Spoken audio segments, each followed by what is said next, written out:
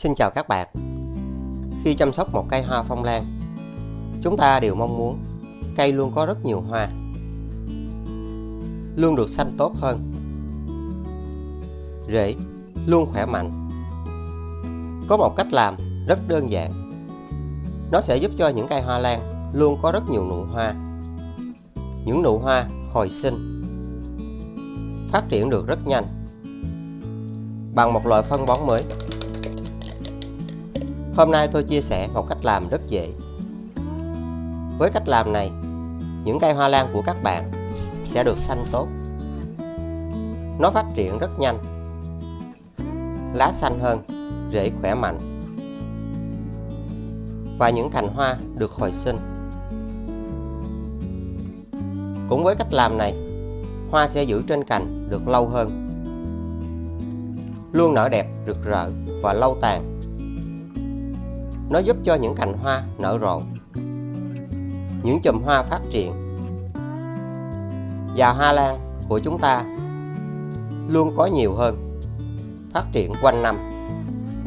Các bạn hãy sử dụng bột quế.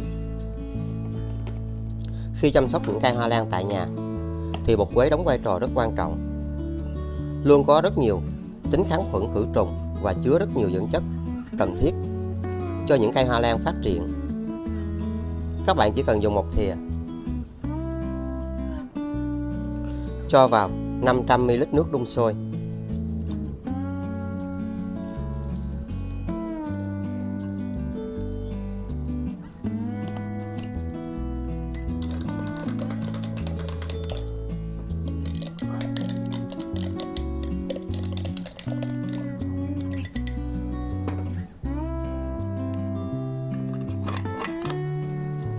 Các bạn đậy lại và hãy để sau 2 giờ. Sau đó các bạn sử dụng gạo. Gạo có chứa rất nhiều vitamin B và rất dồi dào những dưỡng chất.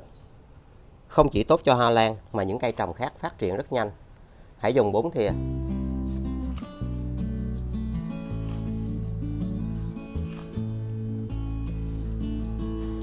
Cho vào 1 lít nước ở nhiệt độ phòng.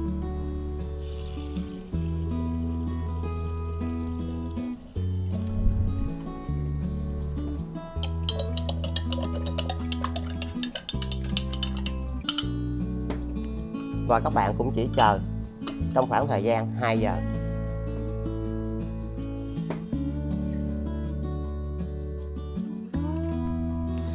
Và để chăm sóc được một cây hoa lan luôn có được rất nhiều rễ khỏe mạnh, nó sẽ luôn được xanh tốt hơn, thì trước khi bón phân các bạn cần phải tưới nước. Và điều này rất quan trọng.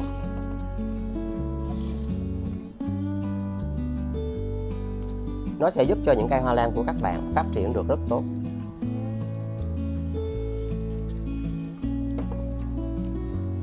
Và hãy để như thế này trong 25 phút.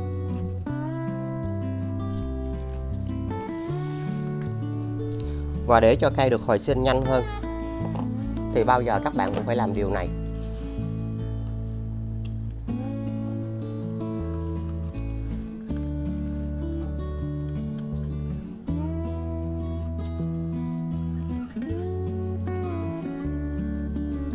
Và nó luôn giúp cho những cây rất yếu và chậm phát triển vẫn được hồi sinh.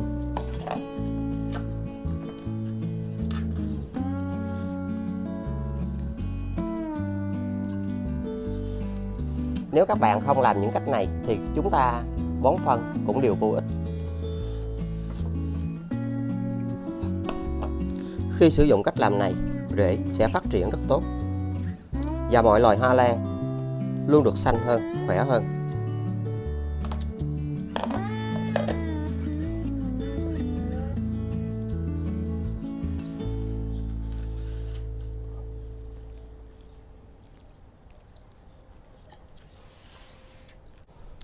Với những cây rất yếu và sức phát triển rất kém thì rễ vẫn được hồi sinh. Rất tuyệt vời.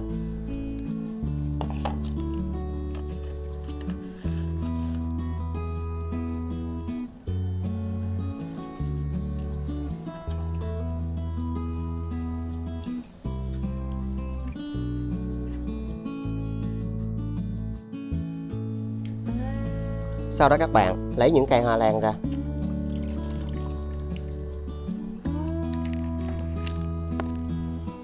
Và như các bạn đã thấy, chất trồng rất bẩn. Nó sẽ cản trở quá trình trao đổi chất của cây, làm cho rễ không phát triển được.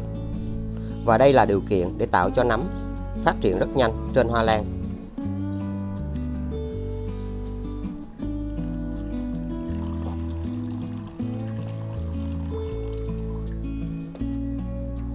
Nó giúp làm sạch rễ và chất trồng, tạo điều kiện cho những chiếc rễ mới phát triển được nhanh, cây trao đổi chất được dễ dàng.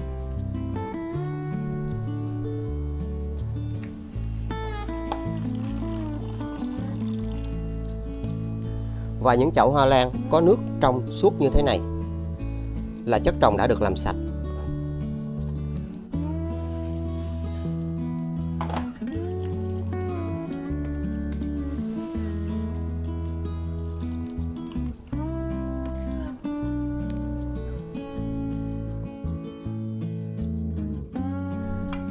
Và sau 2 giờ,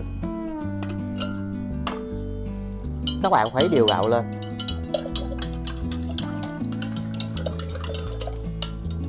Để những dưỡng chất có trong gạo được hòa tan vào nước. Sau đó hãy lọc lấy nước gạo này.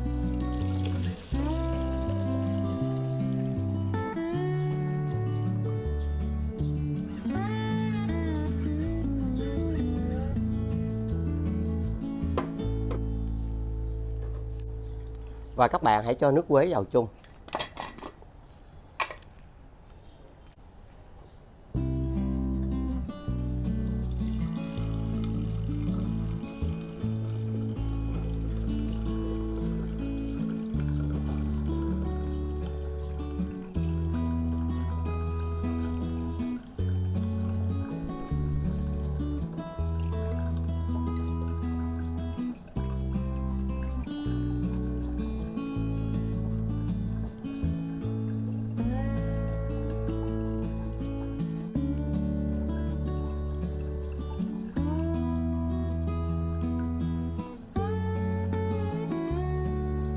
Và cách làm này nó sẽ tạo ra một nguồn dinh dưỡng rất dồi dào cho những cây hoa lan phát triển.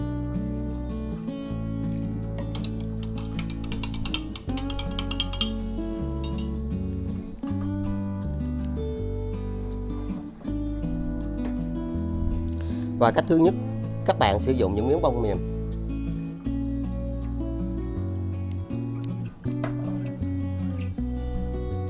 Chúng ta hãy làm sạch những chiếc lá này. Khi các bạn sử dụng cách làm này, hoa lan sẽ luôn được sạch, các lỗ khí khổng sẽ được mở ra để tiếp nhận các dưỡng chất có trong không khí rất tốt. Và điều này sẽ tăng cường khả năng quang hợp trên những chiếc lá, giúp lá xanh, tươi, khỏe và cứng cáp hơn. Và các bạn có thể dùng cách này mỗi tuần một lần, hoặc chúng ta dùng 14 ngày một lần. Nó đều giúp cho những cây hoa lan phát triển được rất tốt. Và mặt dưới của lá này các bạn hãy nên làm sạch. Và nó là một trong những cách để loại bỏ bụi bẩn trên hoa lan rất hiệu quả. Cây sẽ luôn xanh, trao đổi chất rất tốt. Và nó dễ dàng tạo diệp lục, giúp cho lá xanh bền, phát triển được rất nhanh.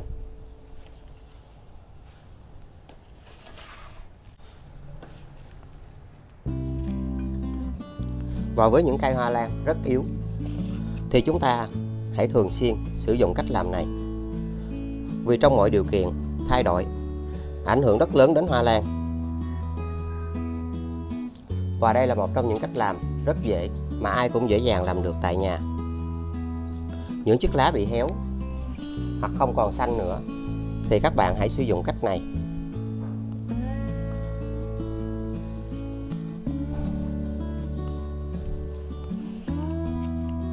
Nó tạo điều kiện cho những chiếc lá mới được mọc lên.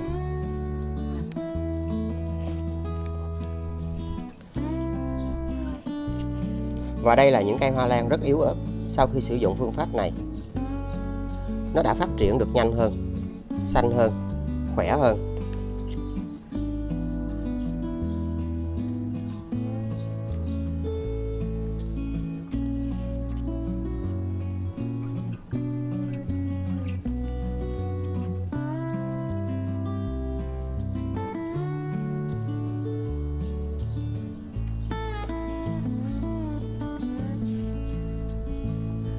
Với những chiếc lá bị vàng thì nó sẽ được xanh lại trong một khoảng thời gian rất ngắn.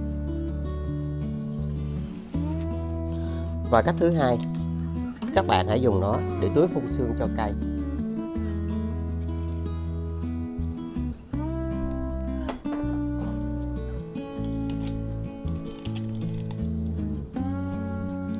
Và chúng ta nên thực hiện việc làm này vào buổi sáng, không sử dụng vào ban đêm. Các bạn hãy phun đều hai mặt lá. Các loại côn trùng, nhện, riệp, bọ trĩ sẽ không còn trên những cây hoa lan này. Khi chúng ta sử dụng cách làm này thì đến chiều lá sẽ khô lại rất nhanh. Hoa lan trao đổi chất và có rễ khỏe mạnh.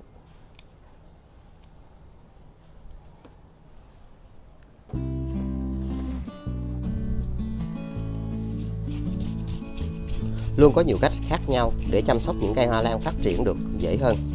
Nhưng đây là cách đơn giản để giúp hoa lan không bị côn trùng và nấm.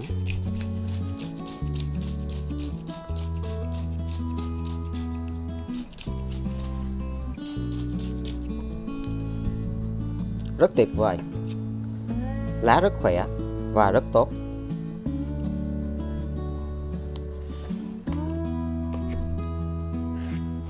Và cách thứ ba,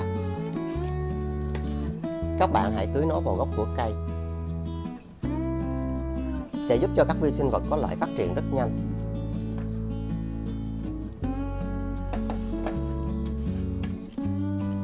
Và chúng ta nên sử dụng cách làm này mỗi tháng từ 1 đến 2 lần.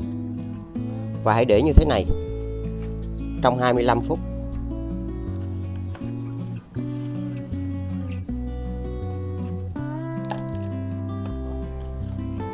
Các bạn có thể xen kẽ với những loại phân bón khác, đều giúp cho cây phát triển được rất nhanh.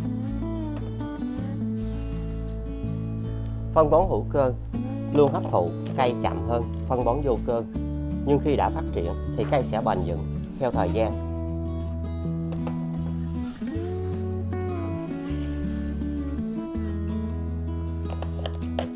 Các bạn có thể xen kẽ với những loại phân bón hữu cơ dạng lỏng khác.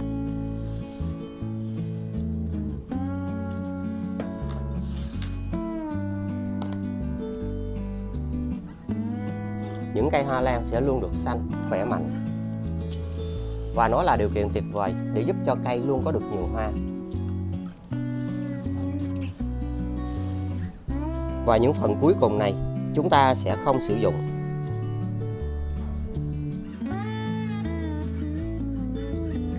Sau đó các bạn lấy hoa lan ra và hãy đặt cây ở nơi có ánh sáng trong ngày, như là ban công, cửa sổ, mái hiên. Nó giúp cho lá được xanh, cây phát triển được khỏe mạnh và là cách tuyệt vời để giúp cho rễ được hồi sinh, mọc nhiều rễ.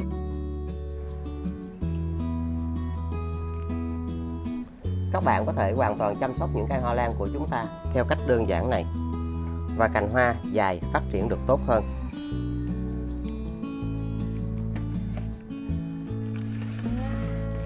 Và nó luôn giúp cho những cây hoa lan yếu ớt và chậm phát triển.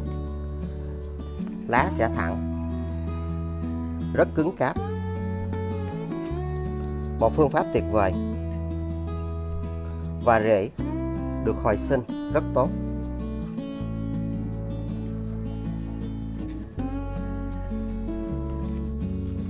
Luôn có nhiều phương pháp khác nhau và mình đã có chia sẻ trên kênh. Và đây là một trong những cách rất dễ làm. Các bạn sẽ luôn có được những cây hoa lan phát triển và chồi non phát triển rất tốt. Điều này sẽ luôn giúp cho hoa nhiều hơn.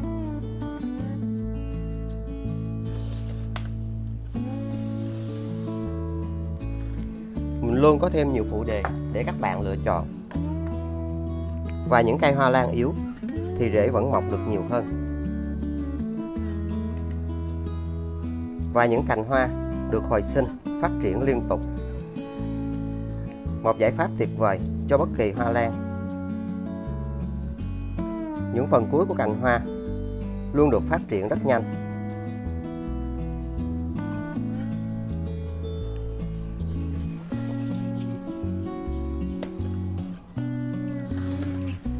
Nếu các bạn thấy hay, hãy nhớ đăng ký kênh, like, chia sẻ. Xin chào và hẹn gặp lại. Chúc các bạn luôn thật nhiều sức khỏe và thành công.